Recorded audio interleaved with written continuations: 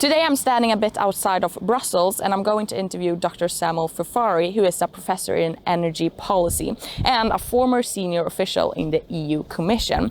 And we're going to talk about the climate change and the Fit for 55.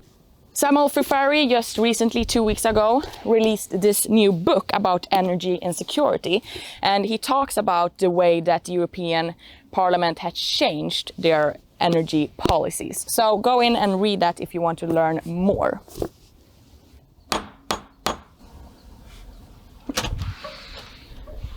Hello! Hello! Nice to meet you! Please come! Thank you! Thank you very much for coming. Yeah, thank you! A big honor to have you here on RIX. Thank you very much for the invitation. Yeah, we're going to talk about the Fit for 55, the EU name for the package of new climate laws that they are voting through right now. If we start really simple, can you explain for the viewers what are the Fit for 55 climate package? The idea is very simple. The EU decide to decarbonize. Decarbonize means changing everything in our life because our life depends on energy.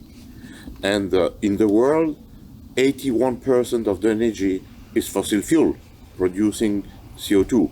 In the EU, it's 75%. So the EU wants us to be prepared to fit to 55% of reduction of CO2 for 2030. So it's an obligation to reduce our CO2 emissions. And because this is touching all aspects of the life, all our life is impacted. Yeah, and what do you think about this package? You've been working with these questions for a long time. What is your opinion on the Fit for 55? At least two things, and then we can go on. Yeah. First thing, it will be impossible. Just physically impossible. Since 1992, when we decided to reduce the CO2 emissions in the EU, we have just reduced by 25%, 22% our CO2 emissions. But this, a big part of this, thanks to the integration of the former communist country in a market economy. When you are in a socialist economy, you are not paying attention to environment. Entering into a market economy, you need to be efficient. And therefore the reduction has been drastic. And now they would like to reach 55% in a few years. So this is just physically impossible. But more than that, it will be useless. Because the rest of the world is increasing massively the CO2 emissions. Since we talk about climate change, the world have increased the emission by 60%. So China, India, and all the other countries do not pay attention to that. We are the only one to do that, and this is very expensive. So we pay a lot for something that will not be realized when the others do not care. And you said it's going to affect all the different sector, and in this proposal, this climate laws in the Fit for 55, it's targeting specific sectors such as transportation and energy intensive industries. What do you think, which part will have the most negative effect on normal people's lives? I think that I've been really very shocked and even found this humiliating for the population that they decide to introduce a tax on eating. They do not call it a tax, but at the end it's a tax. Yeah. They introduce a tax for people to pay more to heat their house, to eat the water, take a shower, to prepare the food.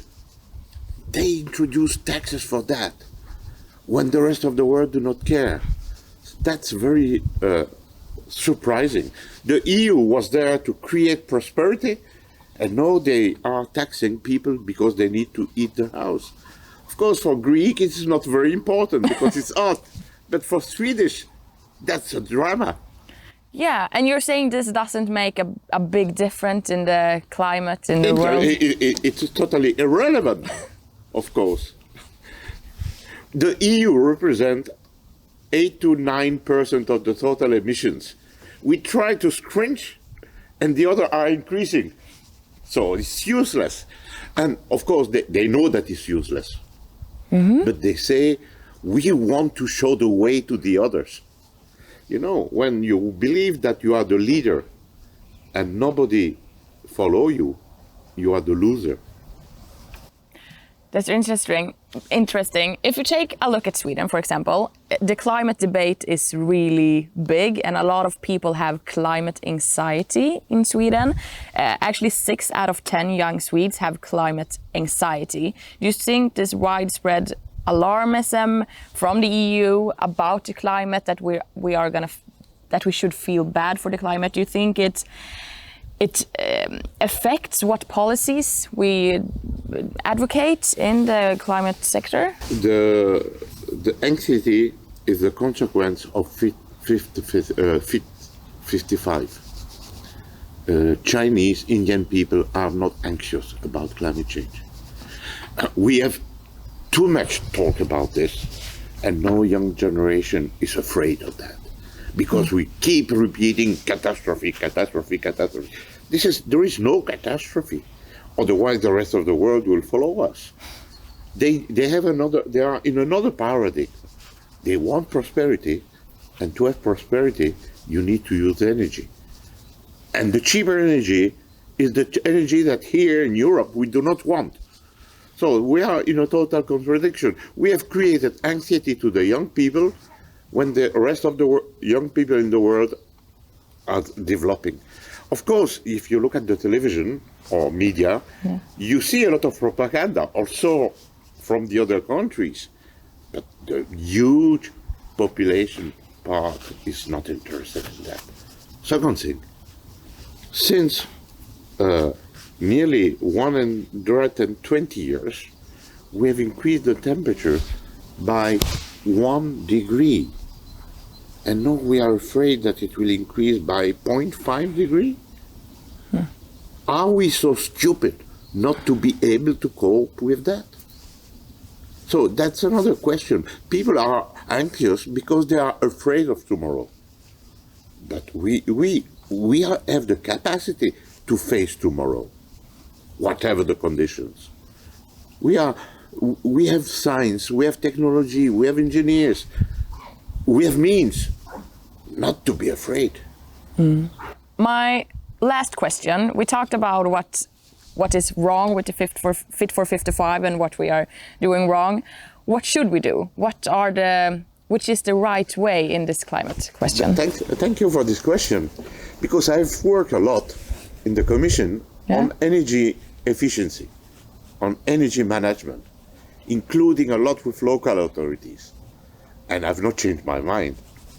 I think it's fantastic to explain people that it's possible to reduce our energy consumption without jeopardizing the quality of life. So the fact that we can save energy, improve the way we use energy, it's a fantastic thing, and we need to continue that. And in the Fit 55 plan, it is there. So this is great, and we need to continue to try to be efficient. To be efficient is the aim of the life. You know, an engineer that have to build a bridge can build a bridge and to be sure that it will not collapse. But the art of an engineer is to make a bridge which is nice to look, but which is efficient. It needs to be efficient. Yeah. And life is that. We need to be efficient. That's really good answer. Thank you very much for this interview, Dr. Samuel Fafary, and thank you for being on RIX. Thank you for being here.